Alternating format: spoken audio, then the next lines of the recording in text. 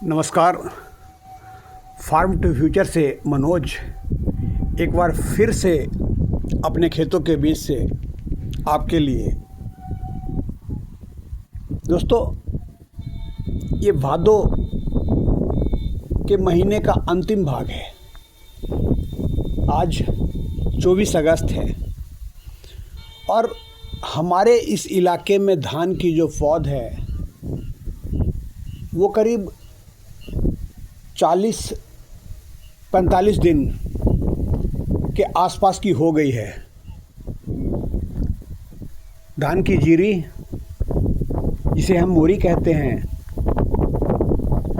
वो 21 से 30 दिनों के अंदर खेतों में जाती है और वहाँ रोपण का काम होता है। उसके बाद खेतों में इस पौध की जो आयु है वो अभी 35 से 40 दिन के आसपास है। मतलब हम कह सकते हैं जो 120 दिन की वैरायटी है उसने अपनी आधी ज़िंदगी पार कर ली है। और इस समय जो पौधों की ग्रोथ है, पौध की स्थिति है, चारों तरफ हरियाली ही हरियाली, आसमान में काले बादल।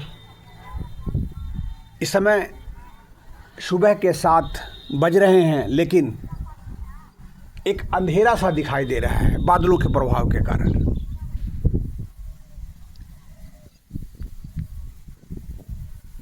अब कोई भी किसान जो है इस समय में आकर अपने खेतों में अंतिम खाद का इस्तेमाल कर सकता है, लेकिन मैंने कल अर्थात 23 अगस्त को अपने खेतों में पहला खाद और पहला के साथ साथ अंतिम खाद का प्रयोग किया है। मैंने अपने खेतों में यूरिया और अमोनियम सल्फेट को मिक्स करके डाला है और जो मात्रा रखी है वो एक कट्ठे में 2 किलो 300 ग्राम के आसपास। मतलब एक बोरी यूरिया 45 किलो और एक बोरी अमोनियम सल्फेट 50 किलो, 95 किलो को मैंने 40 कट्ठे में 2 बीघे में छिड़का है। इस हिसाब से अमोनियम सल्फेट की प्रति कट्ठे की जो मात्रा हुई वो 1.25 किलो और यूरिया की जो प्रति कट्ठे की मात्रा हुई वो 1150 ग्राम। और यही मात्रा मैंने अपने खाद की रखी है। उसके 2 कारण हैं। मैं हमेशा इस बात पे जोर देता हूँ कि हम जब भी खाद का प्रयोग करें अपने फसलों के विषय में सोचें, उसके बीच में जाकर देखें कि उसको किस खाद की ज़रूरत है। मिट्टी की उर्वरक शक्ति का ध्यान रखें। कोशिश करें कि उस उर्वरक शक्ति को हम बनाए रखें। इस प्रकार से बेहिसाब खाद का इस्तेमाल ना करें जिससे कि हमारी मिट्टी बर्बाद हो रही हो। क्योंकि हमारी जब मिट्टी अगर बर्बाद होती है तो फिर हमारी किसानी ख़त्म हो जाती है और एक दिन ऐसा आता है कि हमारी ज़मीन बंजर हो जाती है। उस बंजर ज़मीन में अगर हम बोरी के बोरी 10 बोरी खाद का भी इस्तेमाल करते हैं तो फिर फसल हमारी नहीं उपज सकती वैसी ज़मीन में। तो फिर क्यों जो मिट्टी हमारी फसल के लिए सबसे ज़्यादा ज़रूरी है उसके दोहन में हम लगे पड़े हैं। इसलिए कोशिश करें कि फसल की आवश्यकता को पहचानें, अपनी भूमि की उर्वरक शक्ति को पहचानें और तब जाकर जितना ज़रूरी हो उतना, जिस खाद की ज़रूरत हो उसी खाद का इस्तेमाल करें।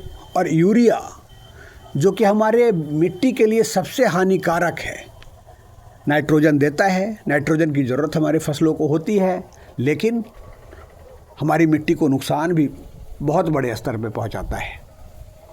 तो इस यूरिया का इस्तेमाल जितना कम से कम कर सकें हमारे लिए, हमारी खेती के लिए और हमारे खाद्य पदार्थ को हानि से बचाए रखने के लिए बहुत ज़रूरी है।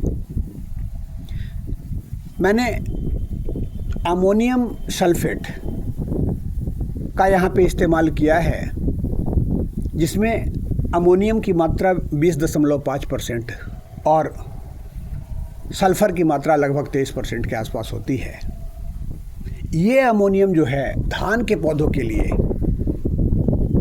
कितना महत्वपूर्ण है वो इसी बात से पता चलता है कि एक अकेला धान का पौधा ही है जो इस अमोनियम को डायरेक्ट रूप से ग्रहण करता है।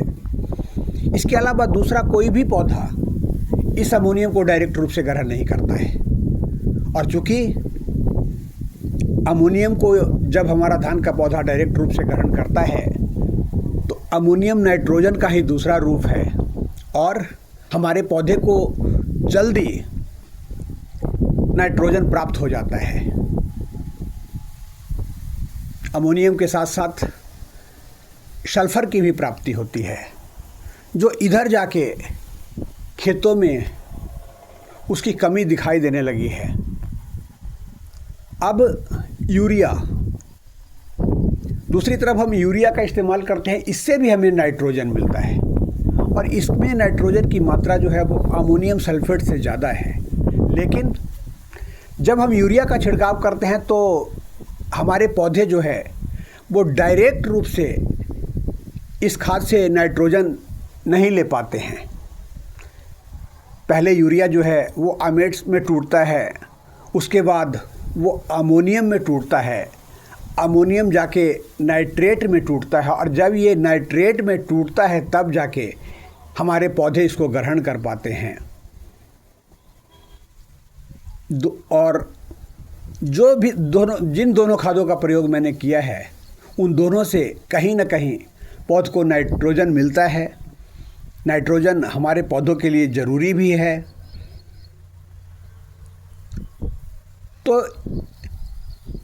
इन्हीं बातों को देखते हुए और काफ़ी गहन विचार कर अपने पौधे की ग्रोथ को देखते हुए, चूँकि यहाँ इन खेतों में हरी खाद के रूप में मूंग की फसल थी, तो आज 40 दिन के बाद या 35 दिन के बाद कह लीजिए, मैं अपने खेतों में पहले खाद का इस्तेमाल मैंने किया है और फिर भी कहीं से भी ग्रोथ कम दिखाई नहीं दे रही है। खेतों में हरियाली कम दिखाई नहीं दे रही है। ऐसी बात नहीं है कि कल जो मैंने खाद का छिड़काव किया है उसका प्रभाव आज दिखाई देना चालू कर दिया, क्योंकि अगर मामूली सा भी प्रभाव दिखेगा तो वो कम से कम 48 घंटे बाद दिखेगा।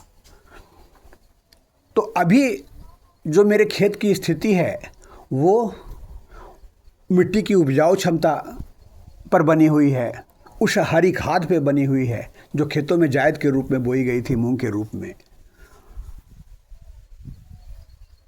और इस स्थिति में मैंने ये कोशिश की कि ये जो फसल है उसे कम खाद में, जिसकी लागत भी कम हो, और इस जिन दो खादों का मैंने इस्तेमाल किया है उसकी लागत मुझे 23 से 24 रुपये प्रति कट्ठे की पड़ी है।